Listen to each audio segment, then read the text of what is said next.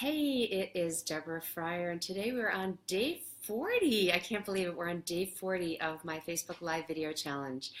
And I want to share with you today a kind of vulnerable share, which is that today in my meditation, activated something in myself that really made me cry. And it surprised me because I've been growing and expanding and showing up and all this greater visibility and greater confidence is resulting in more clients and more authority and more expertise and feeling like I want to share more. And I've just been in this full on, just massive, expansive state. And, feeling like I'm really riding a wave. And when I sat down on my meditation cushion this morning, I had an experience that I know is common to a lot of entrepreneurs. It is actually common to all of us. And the more we meditate and the more we give ourselves permission to feel what we feel, the more we have these kinds of experiences. So what happened was I gave you the image where I felt like I've just been riding this crest of a wave for a pretty long time. And I felt like I got totally slammed. Like I just smacked into the bottom and, just tears started pouring down and I could feel this constriction and I could feel all this sadness. And I just sat there feeling it and asking myself, what is this about? What am I meant to learn from this? Why is this coming up right now? And I want to share with you the meditation that I've been doing for 40 days that was the catalyst for this experience, and then I'll tell you what the experience was. So the meditation that I've been doing is called the Meditation for a Calm Heart. And I believe that the more I live from my heart, the more I share from my heart, the more I'm in joy and the more I'm in ease and just the fullness of life, the joy of life, the enthusiasm and the bliss of life, the better I feel. I know that's true. And I also know that it's more magnetic and it's more helpful to my clients, both my filmmaking clients and my coaching clients. And I can just serve more. I have more energy. I am better managing my time. I'm more generous. I have more to give because I'm not depleted. And so I really actively and deliberately cultivate a calm heart. So here's the meditation. I've actually made a YouTube video that has this, but I'll just share it with you in case you haven't seen the YouTube video. Starts with, let's see, how am I going to show you? Okay, you start with your left hand on your heart. And you bring your right hand into Gyan Mudra. Right hand in Gyan Mudra. This is a super great mudra because the seal in your hand, because it reminds us that the individual, the index finger, is intimately and inextricably linked to the universal represented by the thumb. So I'm just sitting here like this with my eyes closed and I'm looking at the tip of my nose and I'm inhaling through the nose to the top of my in-breath. And then I'm pausing at the top of the in-breath, holding that fullness, that wholeness, the totality of me. I'm holding that experience of receiving as much as I can possibly receive until I can't hold it anymore. And then I exhale through the nose. And then I sit on empty. Give it all away so that more can come in. And then I inhale again. And so that's kind of what the meditation is. You can go look on my YouTube site and you'll find the whole meditation. And I actually do it with you guys for 5 minutes. So if you want to go do it for a full 5 minutes, check it out on YouTube. Anyway, so I was doing this meditation this morning and I just started to feel all this sadness coming up. And so I'm sitting on my meditation cushion and I'm listening to a particular chant, which is called the Mother's Blessing. And I have my earbuds in and it's on my iPhone. So my iPhone is like yay big, right? It's, here it is, right? It's pretty tiny. Ooh, there you get to see my dog Lila. It's pretty tiny. And I'm listening to it on my iPhone. And I'm thinking, why are you doing this on your iPhone? You have this brand new, screaming kick-ass computer that is like 1,000 times bigger than your iPhone. Why aren't you using your new computer? And I just feel myself start to constrict and start to shrink. And I'm thinking, wow, what's up with that? And then I start remembering that I put on my vision board back in August, 8 months ago, or however many months ago that is, August of 2017, I put on my vision board, I want to get a new computer. So I've been working on an old computer. And it is so old that the operating system that I'm using is Mac OS 10.6.8, and we're on version right now, let's see, what operating system are we on right now? We're on the, I don't even know. I don't even know.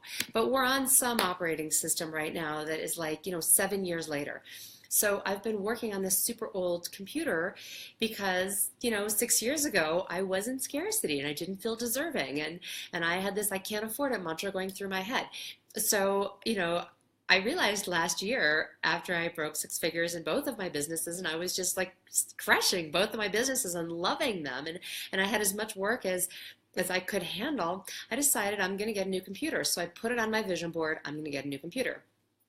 So I finally got a new computer in November, but I couldn't move everything over to the new computer because I was wrapping up an old film project. I was wrapping up a film project that needed to be completed on my old laptop. And without getting into the nitty gritty of why, it has to do with the edit system that I was on won't run on this newest one. So I completed my film project, delivered it to the client, and now I'm ready to go on to my new laptop. And it's just sitting there. And every day my husband says, have you gone onto your new computer yet? And I'm like, nope, why not? So this came up in meditation that I have this beautiful new computer and I'm not getting on it. And I'm asking myself, why? And then these thoughts start coming up like, oh my God, like you have so much more space in that new computer. Like just the real estate of it. I looked at my old computer and the screen's like yay big, like this big. And then I look at my new computer and the screen's like this big. Like I have so much space. And then I start to feel the constriction again. And I realize that I've been unconsciously running this story about, is it okay for me to take up that much space? And that's when the tears started to come and I can feel like they're starting to, like I feel it rising in me now, that question of, am I allowed to take up that much space? And the answer is yes. And for all of you who are watching, all of you who are entrepreneurs, who are coaches, who are writers, who are filmmakers, who are poets, who are musicians, who are visionaries, who are here because you have a gift, you want to serve, you know you are standing on the edge of your potential. Yes, you deserve to take up more space. Go take up more space. Speak your truth. Cook your beautiful meals. Write your beautiful poetry. Write those novels, write those books, write anything that you want to write, do anything you want to do because it is your time to show up more and take up more space. And then my meditation was over. It was like 11 minutes and I'm like full on bawling and I'm like, to myself, I'm not done yet. So I ran the meditation again for another 11 minutes and let more tears come up. And then I got into my childhood and into patterns that I've been carrying since birth. I remembered hearing a story that I wasn't supposed to be here, that I was conceived when my mom was taking the pill. I've been carrying that. I remembered another story that when it was time for me to be born, the doctors told my parents I was a boy because the heartbeat was so strong that they were feeling. So A, I was a mistake in the first place just by being here, and B, I was a mistake because I'm a girl, not a boy. And I just realized all these stories started coming up in meditation, that there's always more work to do, there's always more clearing to do. And I just let myself sit in the grief and the sadness of how I've been holding myself small. And this all started because I was meditating to my iPhone instead of using my big badass computer that is waiting for me. And and I'm always asking, what's next? What's the next level of growth? How can I serve more?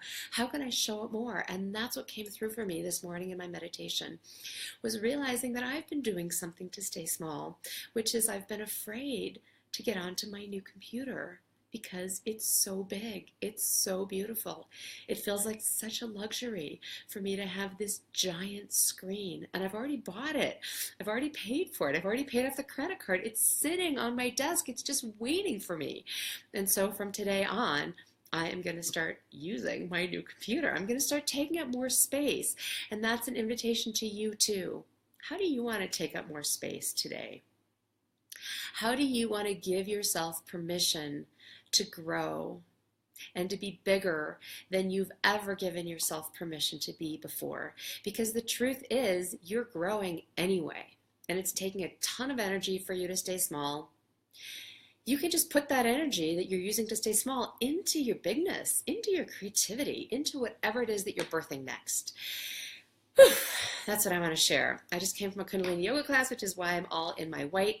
And I love to wear white because white is really the container of all possibility. If you want to activate that energy in yourself, wear white. White contains all possibility, and so do you. White's that spaciousness. It's moving into what's possible. It's moving into the greatness. And all possibility includes this sadness. It includes the constriction. It includes those old stories that we carry that make us sad, that make us scared, that make us anxious, that make us want to feel small. White contains all of that, and it contains all of the colors in the rainbow. It is the full spectrum. So it's my invitation to you. Get white, get real, grow. Have an awesome day. Sending you so much love, and create whatever you want, because whatever you want is already vibrating in you because it's wanting to come out. Whenever you feel the desire within you, that activation is only possible because there's something on the other end that's wanting to come to it. You know that painting on the Sistine Chapel ceiling of Adam and God, and their fingers are like this. Oh gosh, this is hard to do on a computer when you're not looking at your fingers. I'm going to look at my fingers. So it's this energy like this, right? And you can see that there's this creative spark that's happening.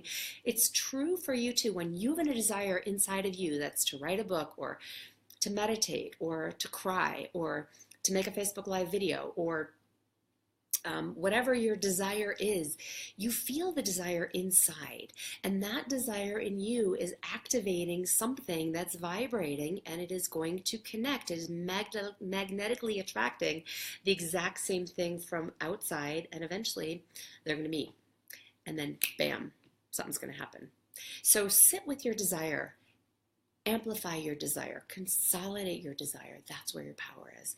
And that came through in meditation today for me, which is that my desire is, it's to take up more space. And I'm on day 40 of making Facebook Live videos, and it has taken me 40 days of publicly pronouncing this, not to mention my entire lifetime.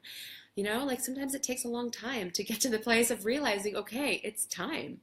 So that's what came through in my meditation. That's what I want to share with you. What is it your time to do? It's your time, so take it.